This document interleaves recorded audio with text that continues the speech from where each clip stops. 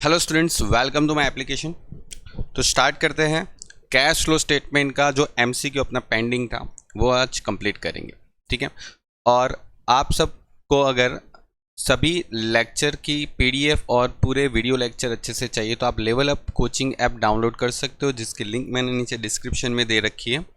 आप वहाँ से जाके डाउनलोड करके कोर्स पूरा परचेस कर सकते हो और यहाँ पर सारे video lecture with detail question के साथ अपलोडेड है। ओके, आप वहां से कंप्लीट कर सकते हो अपनी आगे की स्टडी को। ओके, तो चलिए स्टार्ट करते हैं। कैश फ्लो स्टेटमेंट का जो हमारा एमसीक्यू है सेमेस्टर 5 टीवाई बीकॉम के लिए। देखो, इससे पहले हमने 51 क्वेश्चन कंप्लीट किए थे, जिसमें रेशियो एनालिसिस और फंड फ्लो स्टेटमेंट के क्वेश्चन आ गए। अब यहाँ से 52 नंबर क्वेश्चन से हमारा कैश फ्लो स्टेटमेंट के क्वेश्चन स्टार्ट कर रहे हैं। देखो क्या पूछा गया, Which of the following is not a part of investment activity। अब देखो, आप लोग को पता है कि कैश फ्लो स्टेटमेंट में 3 टाइप की एक्टिविटी होती है। एक तो एक्टिविटी होती है ऑपरेटिंग एक्टिविटीज होती है। ओके, फिर एक होती है इन्वेस्टमेंट एक्टिविटी। ओके, और एक होती है फिनेंशियल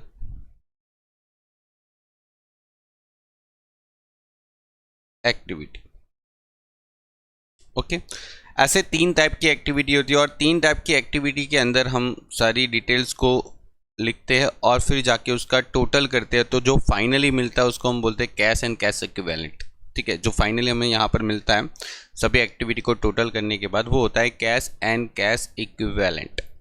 मतलब हमारे पास बिजनेस में फंड कहाँ से आया और फंड कहाँ से गया, ये 3 एक्टिविटी से हमको पता चलता है। ठीक है, और कंपनी को कैश फ्लो स्टेटमेंट बनाना कंपलसरी होता है।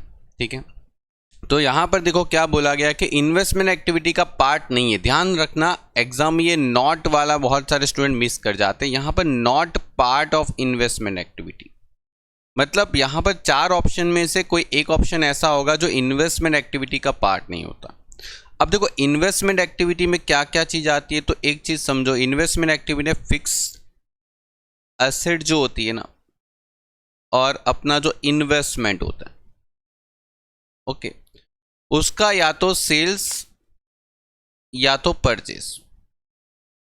ठीक है, ये 2 चीज उसकी पार्ट्स होती है। मतलब जनरली अगर आप देखो तो फिक्स एसेट में ही पैसे इन्वेस्ट करते हैं। कोई भी कंपनी जो होती है फिक्स एसेट या तो इन्वेस्टमेंट, लॉन्ग टर्म इन्वेस्टमेंट में पैसा इन्वेस्ट करती है, तो उसके लिए वो इन्वेस्टमेंट या तो फिक्स एसेट को परचेस करेगी या तो बेचेगी। ठीक है, अगर बेचेगी तो वो कैश इनफ्लो होगा, कैश इनफ्लो, और अगर परचेस करेगी तो उसको बोलेंगे कैश आउटफ्लो। ठीक है, देखो ये सब चीज मैं आपको एकदम डिटेल में एक एमसीक्यू के साथ साथ हर एक चीज को मैं समझाते जा रहा हूं। ठीक है, ऐसा नहीं कि एमसीक्यू को टिक करके निकल रहे, हमें एमसीक्यू को सिर्फ टिक नहीं करना, क्योंकि यहां पर सीधे सीधे एमसीक्यू आपको जो मैं करवाऊंगा वो नहीं पूछने वाले।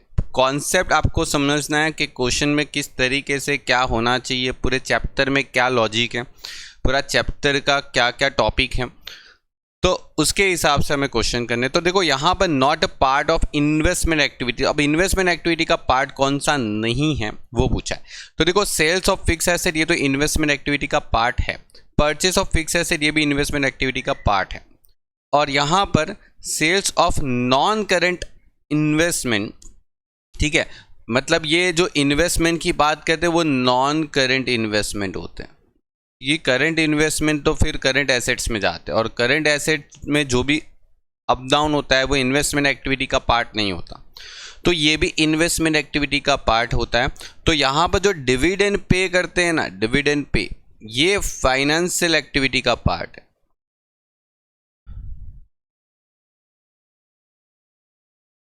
ओके, ये फाइनेंशियल एक्टिविटी का पार्ट होता है। तो यहाँ पर अपना आंसर होगा डी, क्योंकि डी जो है वो इन्वेस्टमेंट एक्टिविटी के अंदर नहीं आएगा। डिविडेंड पे करना, नो, वो फाइनेंशियल एक्टिविटी। ठीक है, चलिए आगे बढ़ते हैं next topic. Which of the following is a financial activity. अब देखो यहाँ पर ये पूछा कि कौन सा फाइनेंशियल एक्टिविटी है। ठीक है। तो यहाँ पर पेमेंट ऑफ इनकम टैक्स, देखो इनकम टैक्स का पेमेंट करना मतलब ये एक होता है operating activity. Okay, provision for depreciation ये भी एक होता है ऑपरेटिंग एक्टिविटीज होती है। और यहाँ पर सेल्स ऑफ इन्वेस्टमेंट ये होता है एक तरीके से इन्वेस्टमेंट एक्टिविटी। और फाइनेंशियल एक्टिविटी चाहिए तो हमने को इश्यू ऑफ शेयर, ये अपनी फाइनेंशियल एक्टिविटी चाहिए थी। तो हमारे आंसर यहाँ पर हो जाएगा डी, क्योंकि आपको फाइनेंशियल एक्टिविटी ही पूछा है कि इनमें से कौन सी फाइनेंशियल एक्टिविटी है। कंप्लीट। तो देखो इस तरीके से आपको जो मैंने डिटेल में एक लेक्चर लिया था जिसमें आपको सब कुछ बताया गया था कि कौन सी एक्टिविटी में क्या क्या होता है, उसको एक बार याद रख लो। वहाँ से डेफिनेटली 2, 3 या 4 क्वेश्चन तो घुमा फिरा के पूछेंगे ही पूछेंगे, ठीक है, क्योंकि मेन पार्ट ही ये है पूरे चैप्टर का। ठीक है, चलो आगे बढ़ते हैं। क्या है, which of the following transaction not affected the cash flow statement, मतलब कौन सा ट्रांजेक्शन ऐसा है जो कैश फ्लो स्टेटमेंट को इफेक्ट नहीं करता। ठीक है, अब ये बहुत इंपॉर्टेंट रहता है। ठीक है, यूनिवर्सिटी ने इसको, जब आपका डिस्क्रिप्टिव क्वेश्चन पेपर होता था वहाँ पर भी ये पूछते थे कि कौन सा कैश फ्लो को इफेक्ट नहीं करता, आपको 4-5 ट्रांजेक्शन दे देते। ठीक है, अब देखो यहाँ पर क्या करना है, कैश फ्लो को कौन सा ट्रांजेक्शन इफेक्ट करता है, पहले वो चीज़ों के बारे में आपको पता होना चाहिए। ठीक है, अब देखो अगर आप डिविडेंड पे करते हो तो आपका कैश क्या होता है, जाता है, आप पेमेंट करते हो ना, डिविडेंड पे कर रहे हो, तो ये कैश आउटफ्लो हो गया। ओके, अगर आप इन्वेस्टमेंट को बेचोगे तो ये हो गया कैश इनफ्लो, क्योंकि आपको पैसा मिलेगा, बेचोगे इन्वेस्टमेंट पैसा मिलेगा। अगर आप शेयर इश्यू करते हो तो शेयर इश्यू करने से कंपनी को कैश रिसीव्ड होता है, तो ये आ गया कैश इनफ्लो। तो क्या रह गया, बोनस शेयर। अब देखो बोनस शेयर जो होता है ना वो हमेशा रिजर्व में से दिया जाता है, मतलब बोनस जो होता है ना, बोनस शेयर किस में से दिया जाता है, रिजर्व में से दिया जाता है। और जो रिजर्व में से देते हैं तो बोनस शेयर क्या होता है, एक शेयर का ही तो पार्ट है, शेयर कैपिटल का ही पार्ट है। तो यहाँ पर क्या होगा, बोनस शेयर देने से शेयर कैपिटल जो है ना, अपनी जो शेयर कैपिटल है वो बढ़ जाती है और अपना जो रिजर्व एंड सरप्लस जो होता है वो कम हो जाता है। तो जितने से आप रिजर्व सरप्लस कम करोगे उतने से ही आपका शेयर कैपिटल बढ़ने वाला है। तो ओवरऑल देखा जाए तो आपका जो ओनर्स फंड है, ठीक है, ओवरऑल देखा जाए तो इन दोनों को मिला के जो आपका ओनर्स फंड जो होता है, ठीक है, आपने रेशियो एनालिसिस कर लिया है, उसमें ओनर्स फंड क्या होता है, share capital plus reserve and surplus. ठीक है, तो ओनर्स फंड जो आपका ओवरऑल जो होगा उसमें कोई चेंजेस ही नहीं आने वाला, नो चेंजेस। तो इतना समझ लो कि बोनस शेयर इश्यू करने से कैश फ्लो स्टेटमेंट को कोई फर्क नहीं पड़ता, कोई इफेक्ट भी नहीं होती, उसमें कुछ नहीं होने वाला, मतलब नो कैश इनफ्लो होता है, नो कैश आउटफ्लो होता है, नॉट अफेक्टेड। ठीक है, ये चीज याद रख लेना। कंप्लीट, आगे बढ़ते हैं, 55 पे आते हैं। Cash flow example from investment activity is, okay, यहाँ पर क्या बोला कि कैश फ्लो का एक एग्जांपल बताओ इन्वेस्टमेंट एक्टिविटी का, मतलब फ्रॉम इन्वेस्टमेंट एक्टिविटी से आपको पैसा मिलता हो वैसा कोई एक एग्जांपल। अब आपको पता होना चाहिए कि कौन सी एक्टिविटी, तो टोटल 3 एक्टिविटी के अंदर की अगर बात करते हैं तो 3 एक्टिविटी के अंदर हमको पता होना चाहिए कि कौन से टॉपिक को कवर किया जाता है। ठीक है, देखो मैं आपको यहाँ पर लिख देता हूँ। एक होती है ऑपरेटिंग, ओके, फिर एक होती है इन्वेस्टमेंट और एक होती है, ओके, हाँ। अब ऑपरेटिंग एक्टिविटी, इन्वेस्टमेंट एक्टिविटी और फाइनेंशियल एक्टिविटी में क्या क्या आता है, देखो इश्यू ऑफ डिबेंचर, पता है कहां पर आता है issue of debenture, debenture issue करना वो होता है फाइनेंशियल एक्टिविटी। ठीक है, ये याद रखना। रीपेमेंट ऑफ लोन ये भी होती है एक financial activity, repayment of loan, किसी से पैसा लेना। देखो एक चीज समझो, बिजनेस को डिबेंचर, शेयर और लोन, ठीक है, तीन चीज याद रख लो, यहां पर तीन चीज याद रख लो, डिबेंचर,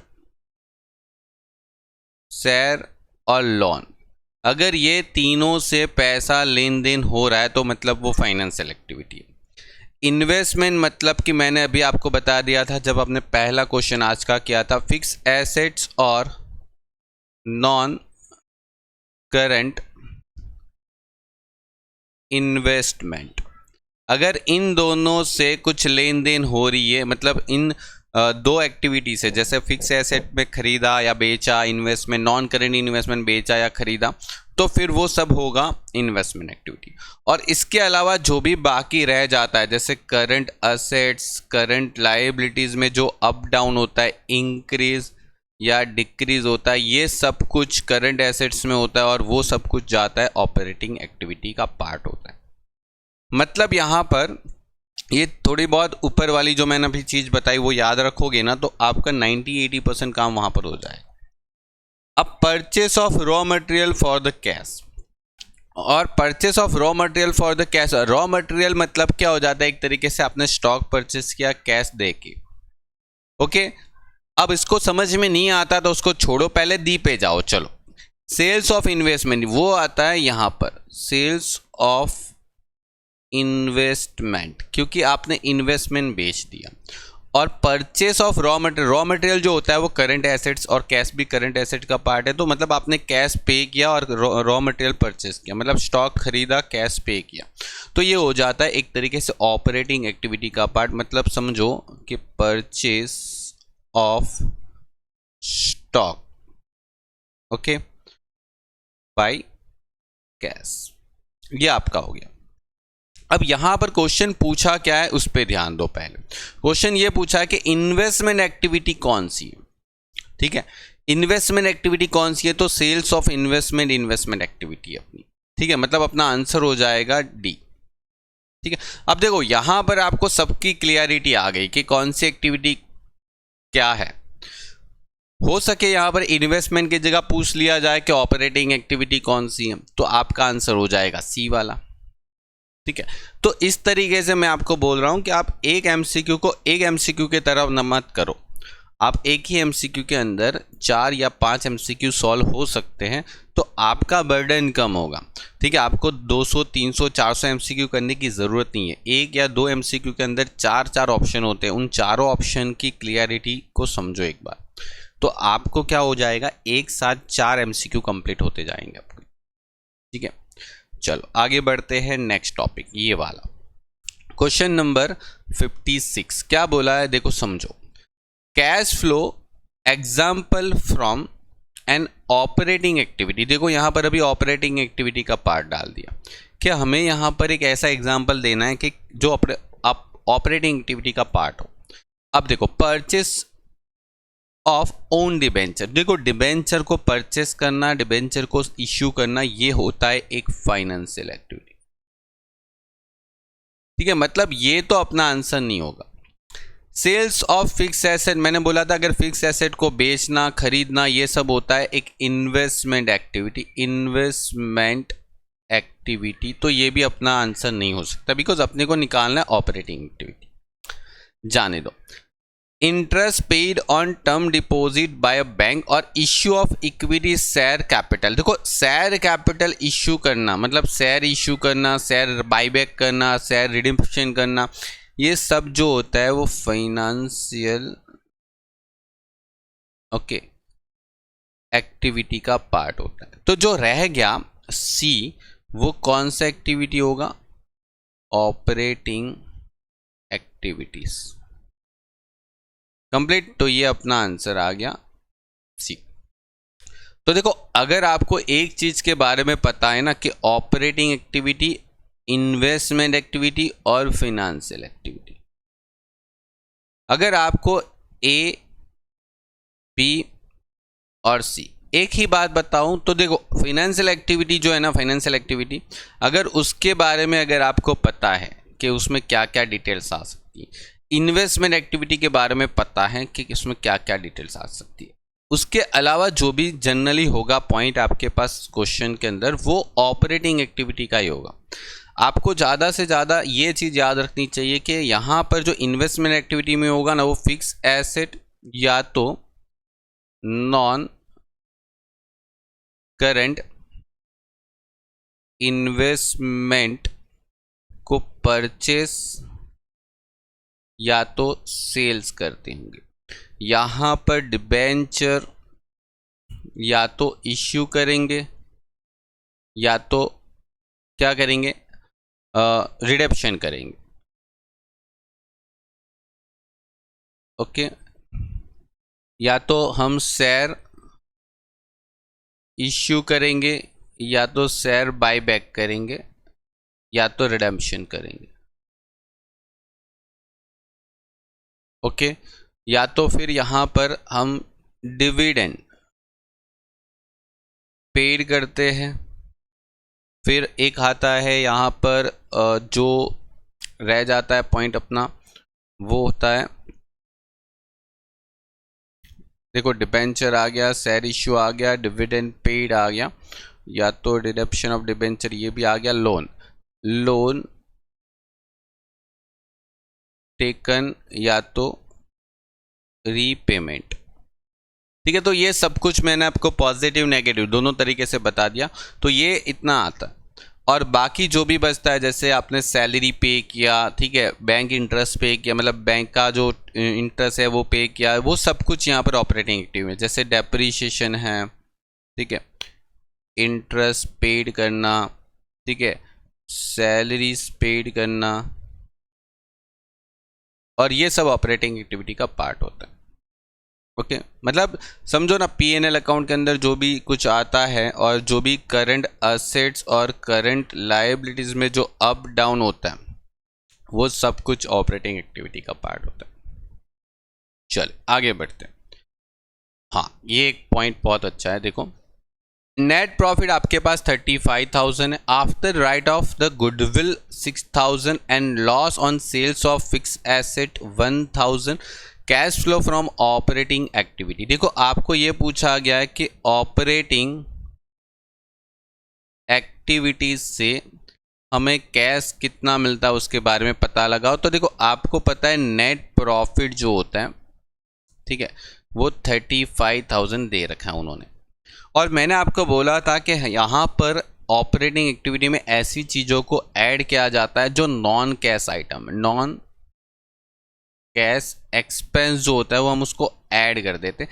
जैसे कि गुडविल राइट ऑफ करना, ठीक है, गुडविल राइट ऑफ करना।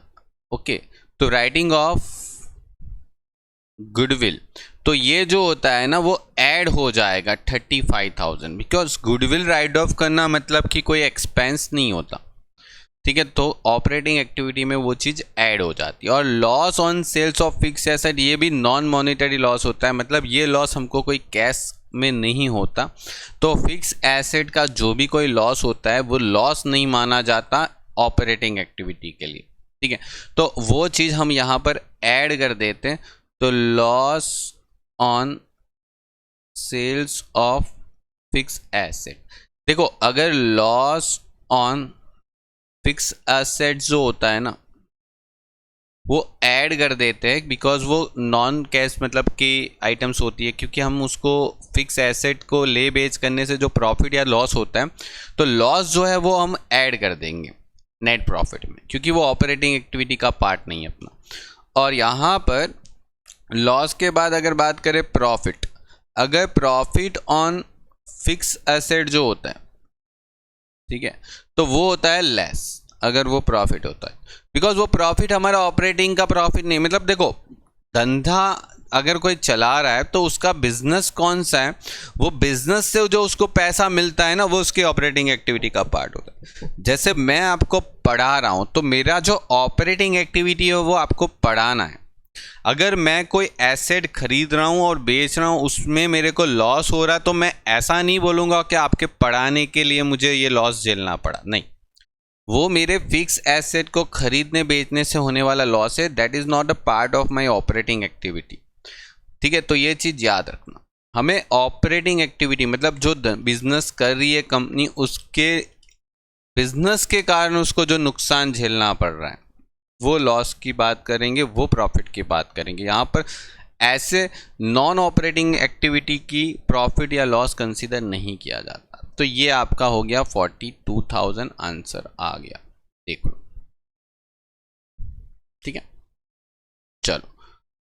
Where will you show the purchase of goodwill in cash flow statement. देखो ये बहुत इंपॉर्टेंट क्वेश्चन हो गया कि अगर आप गुडविल परचेस करते हो, परचेस ऑफ गुडविल, तो उसको आप कैश फ्लो स्टेटमेंट में कहां पर बताओगे? तो कैश फ्लो स्टेटमेंट में आप बताओगे एक तो ऑपरेटिंग एक्टिविटी में, इन्वेस्टमेंट एक्टिविटी में, या तो फाइनेंशियल एक्टिविटी में। तो यहां पर आपके पास तीन एक्टिविटी है, ठीक है। एक तो है ऑपरेटिंग एक्टिविटी, एक इन्वेस्टमेंट एक्टिविटी, एक फाइनेंशियल एक्टिविटी।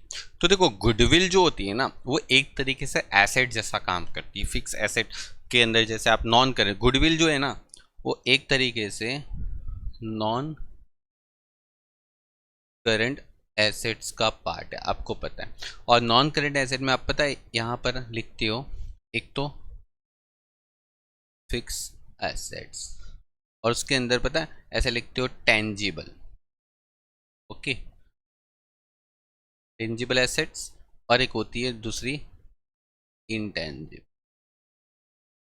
सही बात है ना? हाँ, मतलब एक तरीके से गुडविल जो होती है वो नॉन करंट एसेट होती है। तो नॉन करंट एसेट्स में जो भी आप परचेस या सेल करते हो ना, वो हमेशा हमेशा इन्वेस्टमेंट एक्टिविटी होती है। ठीक है, ये चीज माइंड में उतार लेना। ठीक है, तो अपना आएगा यहाँ पर option number B is correct. Okay, ध्यान रखना ये चीज, बहुत इंपॉर्टेंट टॉपिक है ये भी।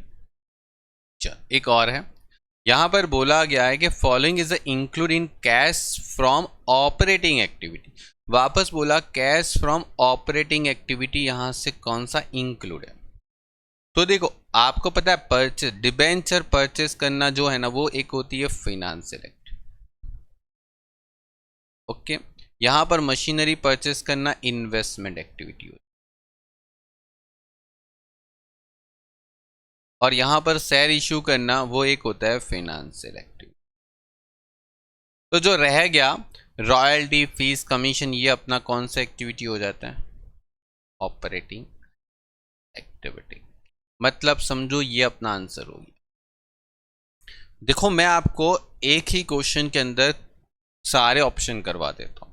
हो सकता है कि यहां पर ऑपरेटिंग के जगह पर आपको पूछ ले इन्वेस्टमेंट एक्टिविटी। समझ पा रहे हो क्वेश्चन को? यहां पर ऑपरेटिंग के जगह इन्वेस्टमेंट पूछ लिया, ठीक है। तो बात एक ही हो गई ना, क्वेश्चन आपको वही पूछेंगे, बस आपको पता होना चाहिए। वरना अगर आप सीधा रट्टा मार के जा रहे हो कि इसके अंदर ये आएगा, तो वो काम नहीं बनने वाला। आपको इसके पहले डिटेल में जो लेक्चर मैंने आपको अपलोड किया है, ठीक है, कि कौन सी एक्टिविटी में क्या क्या आता है, उसके पीछे का जो लॉजिक है वो मैंने आपको समझाया है, वो पहले अच्छे से कंप्लीट करो। बिकॉज ऑफ आपकी विदाउट डिटेल प्रिपरेशन आप एमसीक्यू डायरेक्ट याद नहीं कर सकते, बिकॉज एमसीक्यू याद करने की चीज़ नहीं है, उसको एक बार डिटेल स्टडी से ही किया जाता है। ठीक है, चलो यहाँ पर एक क्वेश्चन नंबर 60 कंप्लीट करते हैं। देखो प्रॉफिट ड्यूरिंग द ईयर, आपको बोला प्रॉफिट ड्यूरिंग द ईयर जो है ना वो 20,000 है, और आपको यहाँ पर ये बोला during the year there was a increase in stock 9,000 and decrease in debenture 5,000। Okay, ये आपको इंक्रीज बोला है और यहाँ पर आपको डिक्रीज बोला है। Okay, what is the amount of cash from operating activity? Okay, एक सेकेंड, यहां पर क्वेश्चन में एक जगह मिस्टेक है, ये डिबेंचर नहीं होगा, ये डेटर्स होगा। ठीक है, ये डेटर्स होगा, डिबेंचर नहीं होगा। ठीक है, इतना चेंज कर लेना। चलो अब कैसे करना है, तो यहां पर ये हो जाता है नेट प्रॉफिट। आपका नेट प्रॉफिट है 20,000। ठीक है, 20,000। ओके, अब यहां पर जो मैं चीज लिखवा रहा हूं उसको एक बार अच्छे से समझ लेना है आपको। ठीक है, एक होती है करंट एसेट्स और एक दूसरा होता है करंट लायबिलिटी। यहाँ पर करंट एसेट या तो इंक्रीज होगी या तो करंट एसेट क्या हो जाएगी, डिक्रीज हो। करंट लायबिलिटी अगर इंक्रीज हो जाएगी या तो करंट लायबिलिटी डिक्रीज हो जाएगी, ठीक है। अगर करंट एसेट अगर इंक्रीज होती है तो डेट मीन्स के यहाँ पर जो भी इंक्रीज डिक्रीज का अमाउंट आएगा वो आपका हो जाएगा माइनस, ठीक है। जो भी इंक्रीज डिक्रीज होगा वो माइनस करना, जो भी इंक्रीज डिक्रीज होगा वो माइनस करना। और अगर करंट एसेट्स के अंदर जो भी डिक्रीज होगा वो क्या हो जाएगा, प्लस, ठीक है। जो भी मतलब डिफरेंस की अमाउंट आएगी वो प्लस करना। और ऐसे यहाँ पर करंट लायबिलिटीज की बात करें तो ये ऐड करना है और यहाँ पर ये लेस करना है, ठीक है। अब ये चीज को समझ के यहाँ से काम करना है। देखो स्टॉक जो होता है वो क्या होता है, करंट एसेट्स, और वो क्या हो रहा है, इंक्रीज हो रहा है। मतलब करंट एसेट अगर इंक्रीज होता है तो आपको करना होता है लेस, मतलब यहाँ पर लिखना इंक्रीज इन स्टॉक, ये होता है आपका लेस, माइनस करना, ओके। यहाँ पर डेटर जो है वो डिक्रीज हो रहा है, तो डेटर्स भी करंट एसेट्स का ही पार्ट होता है ना, डेटर्स भी तो करंट एसेट्स होती है। और डेटर्स के अंदर 5000 क्या हो रहा है, डिक्रीज हो रहा है। तो डेटर्स अगर डिक्रीज होता है तो आपको क्या करना पड़ेगा, डिक्रीज इन डेटर्स, तो आपको करना है ऐड। मतलब यहाँ पर आपका जो आंसर होगा वो 20,000 में से 9,000 माइनस करके 5,000 ऐड करोगे, ठीक है। 20,000 में से 9,000 माइनस करके 5,000 ऐड करोगे तो यहाँ पर आ जाएगा 16,000 आंसर, ओके। तो ये 16,000 का जो आंसर है वो आपका हो जाएगा ये आंसर, ओके, कंप्लीट। चलिए तो मिलते हैं नेक्स्ट लेक्चर के अंदर, आगे के क्वेश्चन करेंगे, अच्छे से प्रैक्टिकल क्वेश्चन भी कंप्लीट करेंगे, ठीक है। और जितने भी मैंने यहाँ पर करवाया उसको डिटेल में स्टडी करिए। और इसके अलावा भी जो और एमसीक्यू मैंने आपको प्रोवाइड करवाया है, कैश फ्लो स्टेटमेंट के टोटल 44 क्वेश्चन आपको मैंने पीडीएफ में दिए, उसको भी एक बार कंप्लीट करिए। मिलते हैं नेक्स्ट लेक्चर के अंदर। Good bye and take care.